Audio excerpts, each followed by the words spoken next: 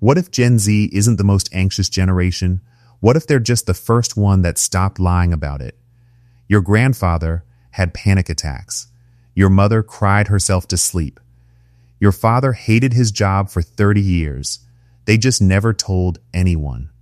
Today, we're going to make a case that will make you rethink everything you've heard about Gen Z and mental health, because the problem was never new. Only the honesty is.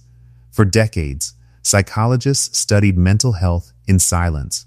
People didn't report anxiety, not because they didn't have it, but because there was no language for it, no permission to speak it, and real social consequences if they did. Boomers and Gen X grew up in cultures where emotional struggle was weakness. So they buried it. Alcoholism spiked. Divorce rates climbed.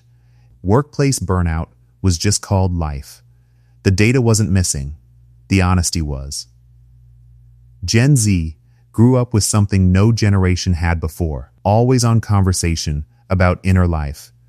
Mental health content didn't create their struggles. It gave their struggles a name. And once you can name something, you stop normalizing it. That's not weakness. That's psychological literacy. They are the first generation to say out loud, "I'm not okay," and mean it as a call for change, not a cry for pity. That distinction matters enormously. Here's where it gets uncomfortable. When a generation starts telling the truth about pain that previous generations quietly carried, the numbers go up. Diagnoses rise, therapy waitlists grow, and from the outside it looks like a collapse. But consider this. If every generation before had reported with the same honesty, those numbers would have looked identical, maybe worse. We are not watching a generation fall apart. We are watching one finally come clean. And that takes more courage than silence ever did. Because Gen Z refused to perform wellness, they are forcing systems to actually provide it. Workplaces now have mental health days.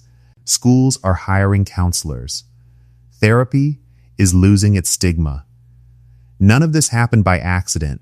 It happened because a generation refused to pretend. Psychologists call this emotional authenticity, and research consistently shows it leads to stronger relationships, better decision-making, and longer, healthier lives. The honesty isn't the problem. It's the solution. So next time someone calls Gen Z fragile, remember, it takes far more strength to tell the truth than to stay silent. They didn't inherit a broken world and fall apart. They inherited it, named it, and started fixing it. If this shifted your perspective, subscribe, because every week we cover psychology that challenges what you think you already know.